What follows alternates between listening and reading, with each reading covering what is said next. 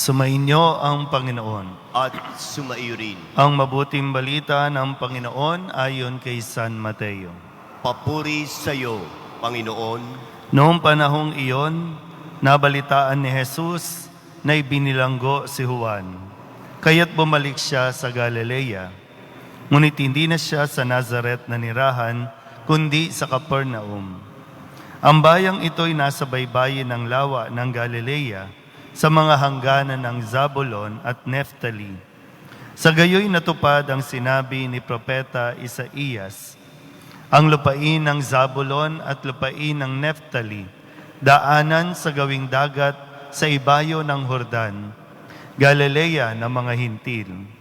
Itong bayang nag-apuhap sa gitna ng kadiliman, sa wakas ay nakakita ng maningning niyang ilaw.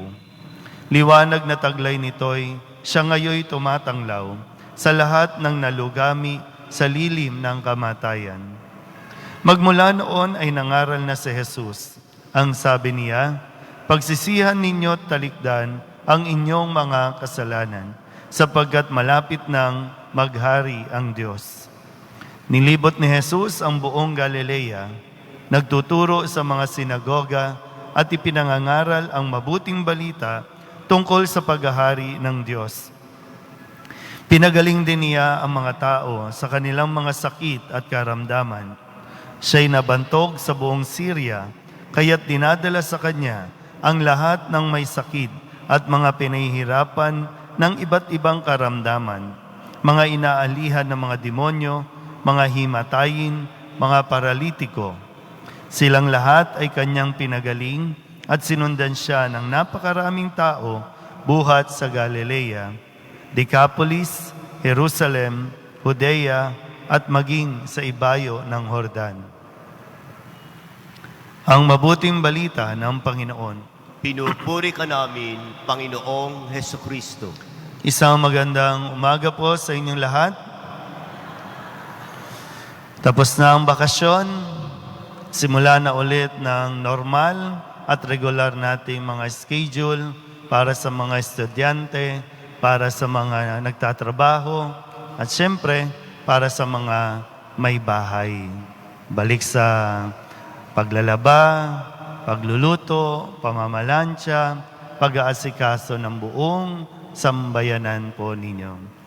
Kaya ngayon, para sa hudyat din, sabi nga po dito sa ating ebanghelyo, si Kristo ay, sabi, magmula noon, nagsimula na ulit siyang mangaral at puntahan ang iba't ibang lugar.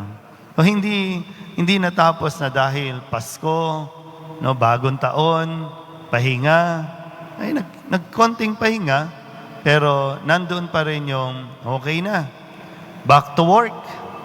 Diba? Para si Kristo, back to work. Kasi ito yung mission niya talaga na dapat niyang gawin. Ang mission niya ay mailigtas ang sangkatauhan. Ang mission niya ay magpagaling, mangaral, at talagang maipakilala ang paghahari ng Diyos. Ngayon po, kung si Kristo sa ating ebanghelyo ay nagsisimula na ulit kumilos, tayo naman, mga deboto ng Poong Nazareno, habang inihintay natin ang napakahalagang araw, ang January 9, kung saan gugunitain natin ang pagdating ng Poong Nazareno dito sa simbahan ng San Juan Bautista, muli tayong pinapaalalahanan ng ating misyon.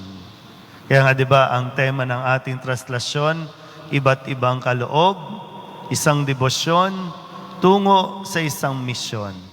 Misyon natin, maipakilala ang Poong Nazareno sa mga taong higit na nangangailangan, katulad ng mga inaalihan ng demonyo, mga may sakit, mga naliligaw ng landas. Misyon ng bawat isa sa atin iyan. Hindi ka tinawag ng Nazareno para umupo lang dyan, kundi para kumilos matapos mong pakinggan kung ano ang sinasabi ng Poong Jesus Nazareno. Kaya po, sa kaalaman po ninyo, ang traslasyon hindi na lamang dito sa Quiapo.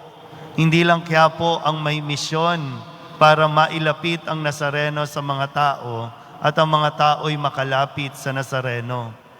Sa UAE, natapos yung kanilang traslasyon noong January 3 dahil iba yung kanilang schedule ng misa. Sa Davao, sa Tagum, sa Catarman, sa Bicol, sa Nueva Vizcaya, Nueva Ecija, at Cagayan de Oro, at iba pang mga lugar na na tumutugon sa hamon ng misyon ng Poong Jesus Nazareno. Tayo dito sa Quiapo, higit sa lahat, ang may mas malaking responsibilidad. Dalhin ang Poong Nazareno sa tao upang ang tao'y maramdaman nilang hindi sila pinabayaan ng Diyos. Amen?